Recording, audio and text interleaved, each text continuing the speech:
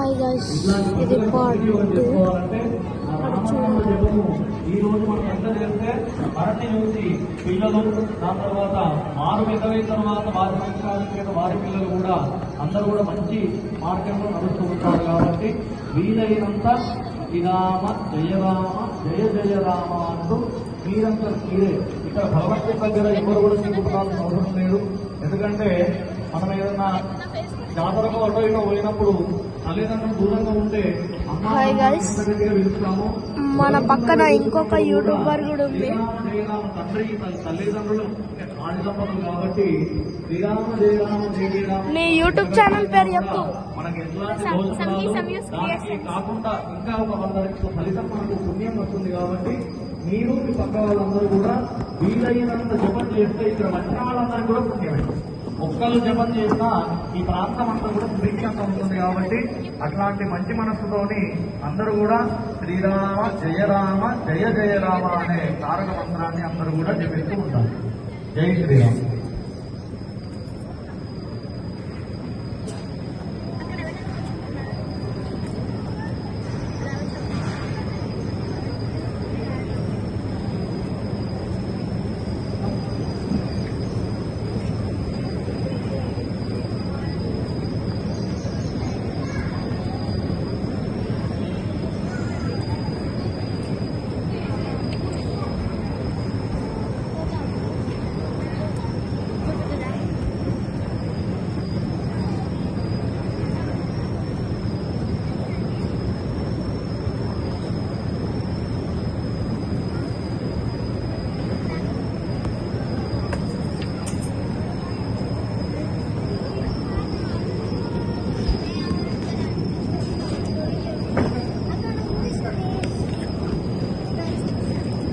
So guys, అక్కడ అభిషేకం జరుగుతుంది.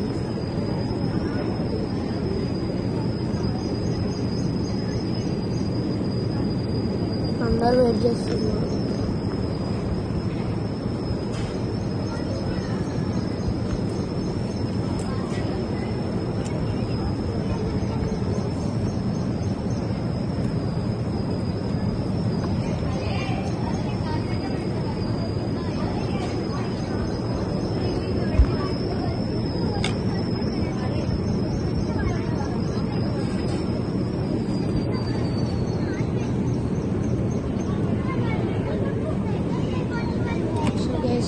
చూడండి, బాగుంది కదా.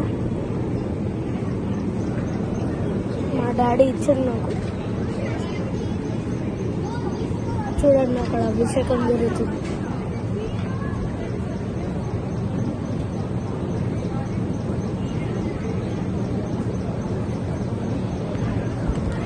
అది అభిషేకం కాదనిపిస్తుంది, బ్రేక్ కావచ్చు.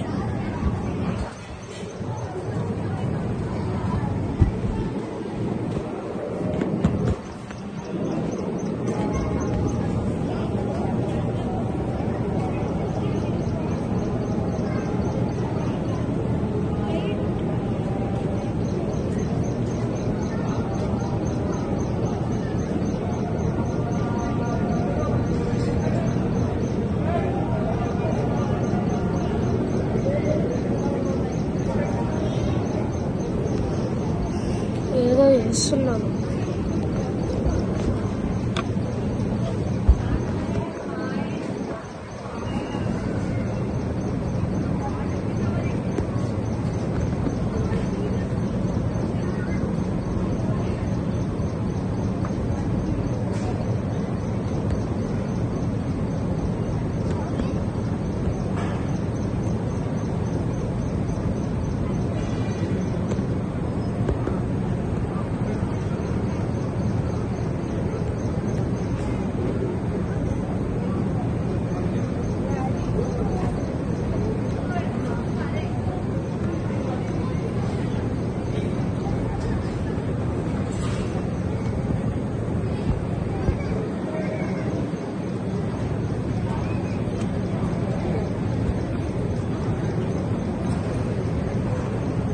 హలో హలో వెనకాల కుర్చీలో ఎవరు కూర్చున్నా సరే అందరూ కూడా చెప్పులు తీసి కూర్చున్నారు. పిల్లలు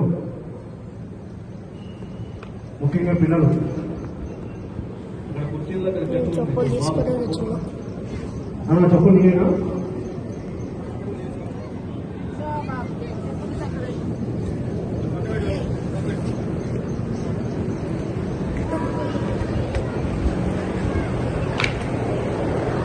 అలాగే పిల్లలు ఎవరు కూడా పరిగెత్తుందని పిల్లలు ఎవరు కూడా మధ్యలో రన్నింగ్ చేయాలి. ఇంకొక విషయము, ఇక్కడ ప్లేస్ ఉన్నట్టయితే దయచేసి కింద కూర్చునే వాళ్ళు, కింద కూర్చోగలిగిన వాళ్ళందరూ కూడా కిందనే కూర్చోవాలి.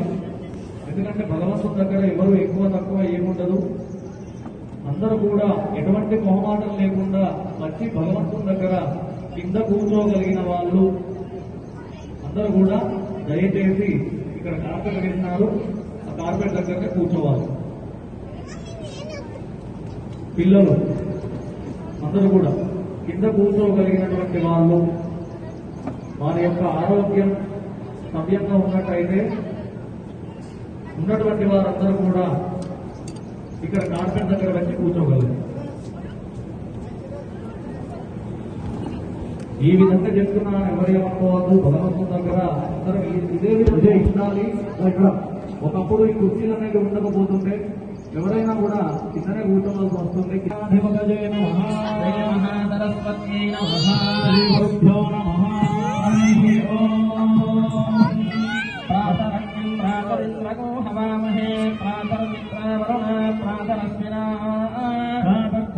భూషణం